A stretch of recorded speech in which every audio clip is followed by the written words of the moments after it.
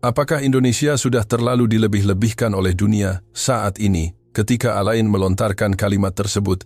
Tidak ada yang membantahnya. Kalimat itu mengandung sedikit ironi dan skeptisisme. Ia sendiri sadar bahwa ini adalah sebuah prasangka. Bagi Alain, seorang pegawai negeri sipil berusia 62 tahun yang telah lama bekerja di sebuah kota kecil di wilayah Bretanya, Perancis Barat, Indonesia, adalah negara kepulauan yang terlalu jauh dan merupakan eksistensi yang sulit dipahami. Kemacetan sepeda motor yang berjubel, geopolitik yang kompleks, iklim yang panas dan lembab, hingga papan reklame dan pemandangan jalanan yang tampak semrawut, ia sama sekali tidak tahu bagaimana orang-orang di sana menjalani hidup. Itulah kesan intuitifnya terhadap Indonesia di masa lalu. Berita yang ia dengar seringkali tentang letusan gunung berapi, gempa bumi, atau ketegangan rantai pasok nikel dan komoditas global. Sulit untuk mengatakan bahwa itu adalah tempat yang bisa membuat orang berlibur dengan tenang. Selain itu, citra yang ditampilkan media juga memperdalam prasangka di hatinya. Kebisingan pasar malam, kerumunan orang di angkutan umum, serta bangunan yang tampak tidak beraturan. Ia tidak bisa merasakan keanggunan atau cara menikmati hidup dari sana. Sebuah negara agraris industri yang terlalu sibuk hingga membuat orang merasa sesak. Keramah tamahan yang berlebihan terkadang terasa menjadi beban. Di tengah masyarakat yang segalanya dituntut serba cepat ini, bagaimana seseorang bisa merasakan resonansi, keraguan dan tatapan dingin seperti itu tumbuh di hati Alain? Baginya, Indonesia hanyalah sebuah pabrik sumber daya yang kekurangan kedalaman budaya. Selain itu, hambatan bahasa juga menjadi alasan mengapa ia tidak tertarik. Bahasa Indonesia, meski menggunakan alfabet Latin, memiliki struktur dan rasa yang jauh berbeda dari bahasa Prancis atau Inggris. Di tempat di mana bahasa Inggris mungkin tidak digunakan secara luas di pelosoknya, apakah orang asing benar-benar bisa bepergian dengan nyaman? Memesan makanan di warung, berpindah transportasi hingga menghadapi situasi darurat. Kecemasan realistis ini membuatnya ragu untuk berkunjung. Ada alasan lain, ia merasa Indonesia adalah tempat yang belum mapan. Artinya, tempat itu penuh dengan perubahan dan kekacauan, bukan tempat yang cocok bagi orang yang mencari ketenangan. Apakah pendatang benar-benar punya waktu luang untuk menemukan sesuatu atau mendapatkan inspirasi? Hambatan bawah sadar ini telah lama menjauhkan Alain dari Indonesia. Namun, memasuki tahun 2020, kesan tersebut mulai goyah. Media Eropa mulai memberitakan Indonesia secara bertubi-tubi. CNN melaporkan secara luas tentang demokrasi dan kekayaan kulinernya. Stasiun televisi Perancis menayangkan dokumenter berjudul "Mengapa Indonesia menjadi negara paling ramah di Asia?" Terlebih lagi, laporan-laporan ini tidak hanya memperkenalkan nikel atau ekonomi. Mereka mulai fokus pada suara jujur orang asing yang benar-benar pernah mengunjungi Indonesia. Seorang wanita bisa mengendarai sepeda motor sendirian di malam hari di Jakarta tanpa rasa takut. Ponsel yang hilang bahkan diantarkan kembali ke hotel oleh polisi. Hanya dengan Rp50.000 untuk makan siang, Anda bisa merasakan sensasi setingkat bintang Michelin. Orang-orang menceritakan pengalaman yang penuh kejutan dan emosi. Alain yang memperhatikan perubahan ini, suatu hari memutuskan untuk memeriksa sendiri laporan dari Kementerian Pariwisata, berbagai peringkat internasional, serta survei sipil terhadap wisatawan. Di sana ia melihat deretan angka yang sulit dipercaya. Tingkat kepuasan wisatawan asing terhadap keramah tamahan Indonesia mencapai standar tertinggi di dunia. Indeks layanan medis di kota-kota besar mulai memimpin secara regional. Kebersihan dan ketepatan waktu MRT Jakarta bahkan berada di level papan atas dunia. Bahkan ada data yang menunjukkan bahwa densitas dan keberagaman layanan toko retail modern di Indonesia adalah salah satu yang terbaik. Angka-angka ini tampaknya telah melampaui sekadar kenyamanan sebagai destinasi wisata. Mereka mencerminkan wajah asli masyarakat Indonesia itu sendiri. Dan sekarang orang-orang di seluruh dunia akhirnya mulai menyadari nilai ini. Begitulah yang dirasakan Alain. Ada hal-hal yang tidak bisa dijelaskan dengan angka, namun ada pula kebenaran yang hanya bisa dilihat melalui angka. Saat menutup data tersebut, sesuatu di hati Alain mulai berputar perlahan. Kemudian sebuah pesan dari seorang teman yang tinggal di Asia menjadi dorongan penentu Alain. Apakah kamu sudah pernah ke Indonesia? Tempat itu justru karena kamu mencari ketenangan jiwa, maka kamu harus pergi ke sana. Ada sebuah keteraturan yang mendalam dan kehangatan yang bisa ditemukan bahkan di tengah kekacauan. Kalimat ini mendorong Alain. Maka ia mengatur tiket pesawat menuju Indonesia. Teman perjalanannya adalah istrinya selama lebih dari setengah hidupnya, Louise. Lagi pula hidup hanya sekali. Untuk menghapus prasangka, mari kita pergi dan memastikannya dengan mata kepala sendiri, tegas Alain saat memulai perjalanannya. Saat Alain dan Louis mendarat di Bandara Internasional Soekarno-Hatta pada pukul 9 pagi, pengumuman di dalam pesawat menyatakan bahwa mereka akan segera tiba di Indonesia. Melalui jendela, Alain melihat Monas yang berdiri tegak di kejauhan serta hamparan pegunungan hijau yang bersambung. Ternyata itu Monas, gumam Alain pelan. Louis yang berada di sampingnya mengangguk lembut. Sebagai awal perjalanan ini adalah awal yang sangat baik. Melangkah masuk ke bandara tidak ada kekacauan seperti yang dibayangkan. Segalanya tampak beroperasi dengan sangat teratur. Antrean pemeriksaan imigrasi memang panjang namun bergerak cepat. Petugas dengan ramah mengarahkan setiap orang dan semua orang menunggu dengan sabar. Apakah ini bandara atau pusat teknologi, canda Alain? Namun ini sama sekali tidak berlebihan. Aula yang terang dan luas, lantai yang bersih berkilau, tidak ada kebisingan di telinga. Udara seolah mengambang dengan rasa efisiensi yang penuh vitalitas. Tempat menginap mereka adalah sebuah hotel butik menengah di Jakarta Pusat. Meski tidak mewah, ketelitian di dalamnya membuat mereka berdua terkejut saat memasuki kamar. Di area pintu masuk tersedia sandal dalam ruangan yang nyaman. Di atas meja telah disiapkan teh, melati kualitas premium, dan camilan tradisional lapis legit sebagai penyambutan. Seolah-olah ada seseorang yang terus menunggu kedatangan kita, kata Louis, dengan wajah yang memadukan rasa aman dan haru. Kamar itu sangat bersih, bahkan sudut-sudutnya dibersihkan dengan sempurna. Ini bukan sekadar kebersihan, ini adalah bentuk penghormatan. Alain merasa yakin akan hal itu. Ia mulai merasa bahwa tempat bernama Indonesia ini sedang menunjukkan wajah yang melampaui imajinasinya sedikit demi sedikit. Setelah beristirahat sejenak di hotel, Alain dan Louis pergi ke sebuah kedai kecil warung di gang terdekat. Penampilannya sederhana dengan papan nama, kayu dan aroma rempah yang menggugah selera, memancarkan atmosfer lokal yang berorientasi pada pelanggan setempat. Meski terkendala bahasa, keduanya memutuskan untuk mendobrak dinding itu dengan berani. Di dalam kedai ada beberapa orang yang tampak seperti pelanggan tetap sedang makan. Saat Alain dan Louis masuk, pandangan mata sempat terpusat pada mereka namun segera berganti dengan sapaan hangat. Selamat datang, pemilik kedai. Meski bahasa Inggrisnya tidak lancar, menyambut dengan senyum lebar dan mengarahkan mereka ke tempat duduk, menunjuk menu, sambil berkata dalam bahasa Inggris sederhana, "This is good." Setiap kali sebuah hidangan disajikan, Alain mengeluarkan suara kekaguman. Nasi goreng dengan aroma smoky yang kuat, sate ayam dengan bumbu kacang yang meresap, hingga soto Betawi yang gurih dengan kuah santan yang lumer di mulut. Meski penampilannya sederhana, setiap hidangan memiliki rasa yang mendalam. Apakah ini yang disebut rasa masakan rumahan? Louis tersenyum bahagia. Alain juga merasakan ketulusan yang terkandung dalam kuliner rakyat ini. Terakhir disajikan semangkuk sop iga. Saat mencicipinya, mata Alain membelalak. Rasanya jauh lebih segar dan lezat dari yang dibayangkan. Rasa rempah jahe dan cengkeh membuat tubuh terasa hangat. Prasangkanya tentang makanan Asia yang hanya berminyak seketika runtuh. Setelah makan, pemilik kedai diam-diam menyajikan sepiring irisan pepaya dan semangka di meja mereka sambil tersenyum berkata bahwa itu adalah pemberian gratis. Meski bahasa tidak tersambung, keramah tamahan itu sangat menyentuh hati Alain. Dalam perjalanan kembali ke hotel, Alain mengenang buah-buahan kejutan itu. Bahkan jika bahasa tidak nyambung, rasa kemanusiaan tetap bisa tersampaikan. Louis yang berjalan di sampingnya juga mengangguk lembut. Hari itu untuk pertama kalinya Alain merasakan perasaan hangat terhadap Indonesia. Kesan bahwa orang Indonesia berbicara keras, namun kasar sepertinya mulai terkikis perlahan. Keesokan paginya, Alain dan Louis menaiki kereta cepat Hush dari stasiun Halim menuju Bandung. Meskipun itu adalah jam sibuk komuter di dalam stasiun, meski ramai namun tidak ada kekacauan. Alur jalan sangat jelas dan papan informasi memiliki petunjuk bahasa Inggris yang terang. Alain yang awalnya cemas akan tersesat pun mulai tenang.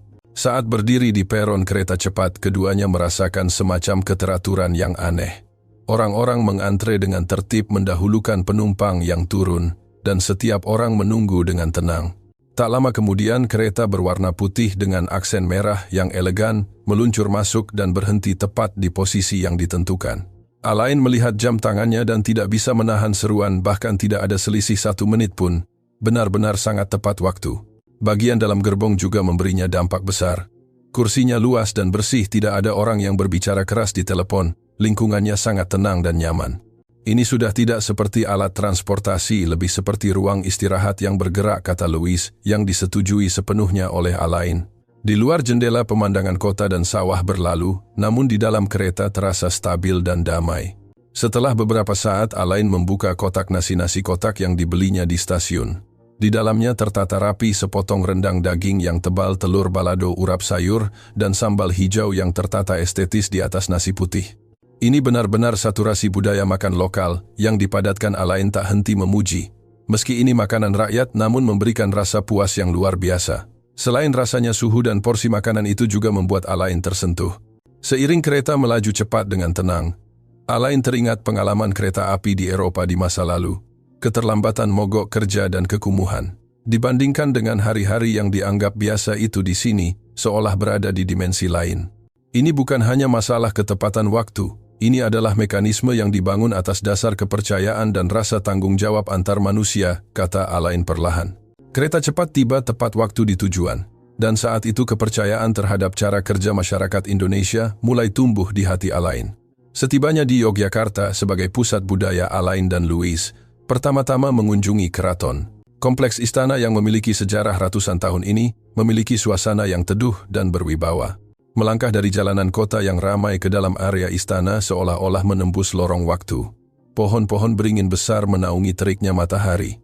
Inikah keraton? Arsitekturnya sungguh indah. Alain tak kuasa menahan langkah tangannya mengelus pelan pilar kayu yang kokoh. Di sini tidak ada dekorasi yang berlebihan, namun memancarkan penghormatan terhadap pengetahuan dan tradisi. Keduanya mulai berjalan santai di area tersebut. Di telinga hanya ada suara angin dan suara burung di antara pepohonan. Sesekali terdengar suara gamelan dari kejauhan. Saat berhenti di depan bangsal utama, Louis diam-diam mengatupkan kedua tangannya. Di tempat ini, udara dipenuhi dengan suasana yang secara alami membuat orang ingin mengendapkan pikiran. Cahaya matahari menembus celah dedaunan jatuh di atas lantai ubin yang dingin. Louis tiba-tiba berhenti dan memejamkan mata dalam diam. Ini adalah tempat di mana ilmu alam dan manusia hidup berdampingan dalam ketenangan. Alain, katanya. Louis mengangguk pelan. Hari itu yang mereka berdua rasakan adalah ruang yang melampaui agama untuk menenangkan jiwa. Tidak perlu bersaing dengan siapapun, tidak perlu mencapai tujuan apapun. Hanya dengan berada di sini, jiwa secara alami menjadi tenang. Peninggalan kuno di Yogyakarta adalah tempat yang memiliki kekuatan luar biasa seperti itu. Setelah meninggalkan keraton, Alain dan Louis menuju ke Taman Sari Water Castle, bekas pemandian raja yang kini dikelilingi oleh pemukiman warga dan pohon-pohon besar, membentuk pemandangan unik antara bangunan sejarah dan kehidupan alam. Ini seolah-olah alam sedang memeluk sejarah. Alain terkesima oleh daya hidupnya hingga menahan napas. Cahaya matahari jatuh dari celah bangunan kuno. Meski merupakan situs bersejarah, tempat ini memancarkan keberadaan yang hangat dan tidak suram. Ia masuk ke dalam lorong bawah tanah, langkah kakinya secara alami menjadi lebih pelan. Papan penjelasan memiliki teks bahasa Inggris sangat ramah bagi wisatawan asing. Alain menatap semua pemandangan di depannya, berjalan dengan sedikit kata. Ini benar-benar tidak bisa dijelaskan dengan kata-kata. Alain terpaku di tempat, hanya menatap keterkaitan antara struktur bangunan dan akar pohon yang merambat. Setiap jengkal bangunan penuh dengan kekuatan, namun membawa kehangatan usia. Setelah melihat Taman Sari, Louis berbisik, sungguh ajaib. Meski kita berada di negara asing, di sini perasaan justru menjadi sangat tenang. Alain mengangguk setuju. Daripada disebut tempat wisata, rasanya lebih seperti menyaksikan aliran waktu. Dalam perjalanan pulang di gang-gang kecil kota tua, keduanya berhenti di sebuah toko kerajinan tradisional. Melalui jendela terlihat seorang perajin sedang membuat batik. Gerakannya sangat mahir tanpa ada satupun gerakan yang sia-sia. Udara di toko itu dikelilingi oleh suhu dan aroma lilin malam yang tidak bisa digantikan oleh mesin. Indonesia memiliki kegigihan yang tidak diketahui banyak orang, ya. Saat Louis mengatakan itu, Alain mengangguk dalam. Kejujuran yang tersampaikan meski tidak diungkapkan secara lahiriah. Perasaan ini berbeda dengan modernitas Jakarta. Ini adalah budaya yang dikisahkan melalui warisan. Di bagian akhir perjalanan, Alain dan Louis mengunjungi daerah pegunungan di Lembang. Memanfaatkan waktu senja, mereka berjalan di antara hamparan kebun teh. Di kejauhan terlihat cahaya lampu kota dari ketinggian. Kedai teh dan toko kerajinan tangan di sana, mulai dari teh hijau, pegunungan hingga kain tenun, semuanya penuh dengan gaya khas Indonesia yang sangat menarik bagi mereka berdua. Tiba-tiba Louis berhenti menengadah menatap lampu-lampu gantung di teras kedai. Cahaya lembut berpadu dengan warna kayu. Pemandangan nostalgia seperti ini membuat wajahnya secara alami merekah dalam senyum. Tak lama kemudian keduanya memasuki sebuah kedai teh dengan pemandangan terbuka duduk di balkon memandang hamparan kebun teh. Gunung-gunung yang bersambung titik-titik lampu di kejauhan menyatu seperti sebuah lukisan pemandangan. Pemandangan ini sendiri seolah-olah sedang menceritakan sebuah kisah gumam Alain. Louis juga mengangguk perlahan. Sambil memegang cangkir teh hangat, Alain merasakan sensasi aftertaste yang manis dari teh tersebut. Itu bukan sekadar minuman melainkan rasa yang dipelihara oleh tanah ini. Kemudian pelayan mendemonstrasikan cara menyeduh teh tradisional. Alain mencoba menggunakan teko tanah liat kecil, memejamkan mata perlahan mencium aroma dari cangkirnya. Meski tidak diucapkan, ia bisa merasakan bahwa dalam cangkir teh ini terkandung rasa hormat terhadap tamu. Pikiran seperti itu muncul dari lubuk hatinya. Saat pergi, Louis membeli satu set perangkat minum teh kecil di toko tersebut. Sesuatu yang penuh dengan rasa ritual seperti ini terasa sangat spesial. Mendengar perkataannya, Alain tersenyum dalam diam. Hari itu yang mereka rasakan adalah waktu senggang yang mengalir di pegunungan. Meskipun itu adalah destinasi wisata populer Alain, menyadari bahwa ia bisa menemukan ketenangan batin. Sore harinya, Alain dan Louis kembali ke kota untuk mengunjungi sebuah rumah tua yang dijadikan kelas pengalaman membuat kue tradisional. Mereka sudah lama mendaftar. Melewati pintu kayu tua, aroma rempah dan tepung langsung tercium memberikan atmosfer retro. Mereka disambut oleh seorang wanita paruh baya dengan senyum yang lembut. Bahasa Inggrisnya tidak lancar, namun nada bicara dan gerakannya penuh kehangatan. Rasa tegang seketika sirna. Di atas meja sudah tersedia cetakan kayu dan adonan kacang hijau. Tema hari ini adalah membuat bakpia atau kue kacang hijau tradisional. Ini adalah kudapan teman minum teh khas Indonesia. Pertama-tama isian dihaluskan, lalu dimasukkan ke dalam adonan dan dibentuk. Wanita tersebut menjaga di samping dengan lembut berkata, "Good, very good." Alain sambil merasa bingung dengan pengoperasian yang tidak biasa berkonsentrasi pada ujung jarinya untuk mencetak kue satu persatu. Mungkin daripada rasa meluangkan waktu dan usaha itulah yang paling penting. Kalimat Alain membuat Louis tersenyum dan mengangguk. Setelah selesai, kue-kue itu menunjukkan pola yang indah. Tekanan tangan dan ketukan pada cetakan sedikit, perbedaan akan mengubah kesempurnaan hasil akhir. Keduanya sangat asyik menghabiskan waktu tanpa pikiran yang mengganggu. Tanpa terburu-buru, suasana hati ternyata bisa menjadi begitu tenang, kata Louis dan Alain mengangguk. Bakpia yang sudah jadi disajikan dengan hati-hati oleh sang instruktur, didampingi dengan teh manis hangat yang baru diseduh. Kehangatan teh dan rasa manis kue yang halus bagi Alain waktu yang mengalir di baliknya adalah yang terpenting. Meski di Perancis ada hidangan penutup yang indah ini, seolah-olah sebuah filosofi hidup. Mendengar Alain berkata begitu, wanita instruktur tersebut tersenyum malu-malu dan mengangguk. Melalui pembuatan kue tradisional yang mereka sentuh adalah konsep keselarasan orang Indonesia. Tidak terburu-buru, hanya menghadapi satu hal dengan sungguh-sungguh. Ini seolah-olah adalah estetika menuju cara hidup. Saat keluar dari rumah tua itu, lampu-lampu jalanan mulai menyala. Alain merasa hatinya menjadi sedikit lebih lembut. Seiring bertambahnya pengalaman di Indonesia, dalam hati Alain tumbuh sebuah pemahaman yang tenang. Bahwa keunggulan Indonesia tidak hanya terletak pada hal-hal yang kasat mata, makanan yang lezat. Pemandangan yang beragam, keamanan yang baik, pesona yang nyata ini memang ada. Namun yang lebih mendalam di hatinya adalah perhatian kecil seseorang yang tidak sengaja, kata maaf atau permisi yang sering diucapkan, serta kemanusiaan yang tersemat di tengah kebisingan. Misalnya orang-orang yang menunggu dengan tenang di peron MRT, atau sosok-sosok yang secara otomatis berdiri di sisi kiri eskalator untuk memberi jalan. Meski tidak selalu diwajibkan, namun kesepahaman itu tetap ada. Ini tidak bisa sepenuhnya dijelaskan hanya dengan kata etika. Di matanya ini lebih seperti atmosfer sosial yang saling menjaga. Dulu aku mengira kebebasan adalah bentuk untuk tidak diganggu oleh siapapun. Namun di sini saling memahami dan tenggang rasa adalah dasar dari berjalannya kebebasan, kata Alain, sambil memperhatikan gerak-gerik pejalan kaki di jalanan. Di dalam stasiun bersih tanpa sampah, staf restoran menyajikan makanan sesuai ritme setiap orang dan menyapa dengan hangat. Bahkan kasir toko retail modern akan berterima kasih dengan ramah sambil memberikan layanan serba bisa. Ini semua bukan layanan yang luar biasa, namun tumpukan dari hal-hal yang seharusnya inilah yang membentuk pondasi masyarakat Indonesia. Alain mulai menyadari poin ini. Teringat kembali dirinya yang dulu menganggap Indonesia hanya sebagai pabrik yang bising, Alain tidak bisa menahan tawa getir. Ramah suka menolong namun tahu batasan. Ini sama sekali bukan kekacauan melainkan manifestasi keteraturan yang penuh dengan kehangatan manusia. Louis juga merasakan hal yang sama. Meskipun semua orang sangat bersemangat, mereka bisa saling menghormati. Ini sungguh hebat. Ia teringat cetakan kayu yang digunakan saat membuat kue.